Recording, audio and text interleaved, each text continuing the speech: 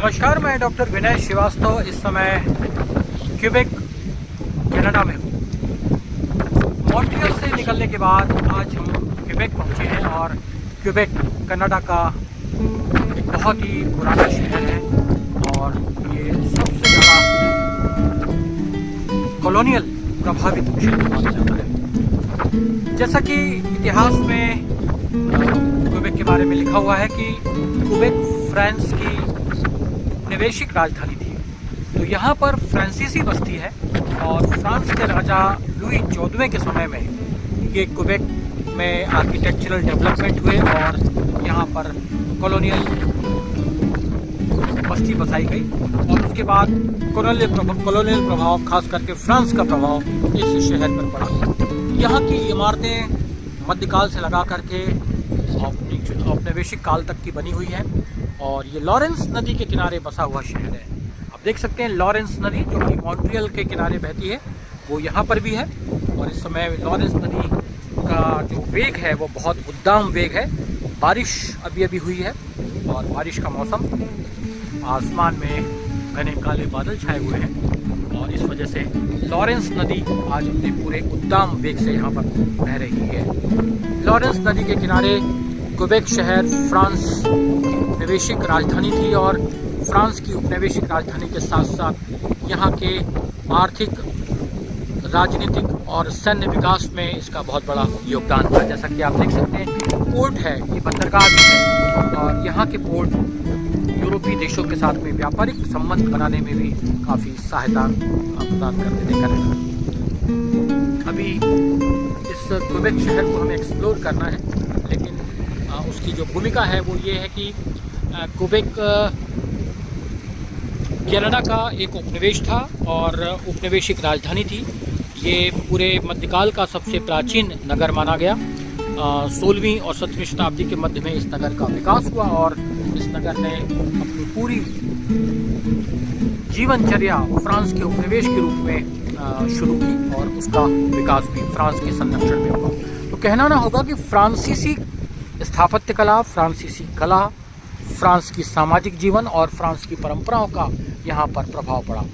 ये एक फ्रेंच उपनिवेश था, फ्रेंच बस्ती थी।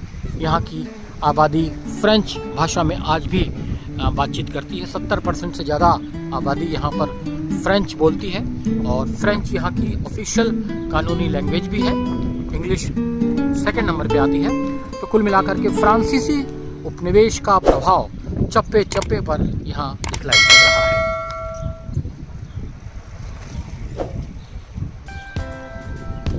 अभी हम इसका सिटी टूर करने वाले हैं और इस पूरी पहाड़ी पर क्यूबेक के मध्यकालीन स्मारकों को हम यहाँ पर विजिट करेंगे।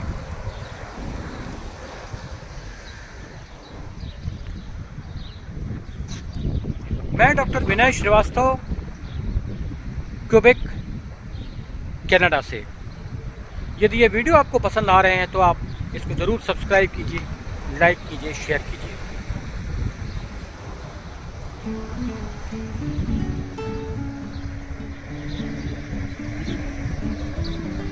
इस वक्त हमारे साथ में यूरोपो मुंडा की गाइड हैं। मैं उनसे रिक्वेस्ट करूंगा कि इस क्यूबेक प्रांत की हिस्टोरिसिटी के बारे में कुछ बताएं। Madam, will you please tell the historicity of this place? Okay, this area here, this is the royal... First you tell your name, please. My name is Odette. Nice to meet you.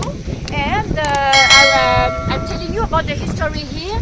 Here, this is the oldest area in the province of Quebec. It means the oldest area in Canada. It is called Royal Place Area. This is pure French architecture. This area was founded in 1608 and now it has been restored, and this way we can know better our own history. So this is a French area, so visiting here it brings you back in the new France time, from the 1608 to 1759. Those are those beautiful buildings. And give some brief introduction about the French women, 800 women of medieval time to establish here. It is called Royal Place Area because of the King of France, Louis XIV. Louis XIV, what he did, he took control of New France in the 1663 or so, he realized the territory needed to be defended. He sent here young soldiers, but he realized the population had remained very low. So what he did, he had the idea to send here young ladies. So those young ladies, many of them were orphans, not all of them, so they came here. In the beginning, they had to find a husband, marry, and have children. That's what they did. And as they were sponsored by the King of France, they were called the King's Daughters. The King's Daughters are very important for us because they represent for 60% of the population of the province of Quebec. They are our own ancestors, our grandmothers. We love the King's Daughters. जैसा कि अभी हमारी guide ने बताया कि 800 महिलाओं को यहाँ पर बसाया गया था और ये किंग लुई 14 के द्वारा ये कार्य किया गया था। मैंने आपको अभी अपनी पिछले वीडियो में बताया है ताकि बेहतर तरीके से वो उनको एक फैमिली बने और फ्रांसीसी नागरिकों का एक नस्ल जो था वो यहाँ पर कंटिन्यू रहे और इस शुद्ध फ्रांसीसी नस्ल को यहाँ स्थापित करने के लिए फ्रांस के राजा लुई 14 ने और इसके बारे में इतिहास मैंने आपको बताया है। Thank you, my pleasure.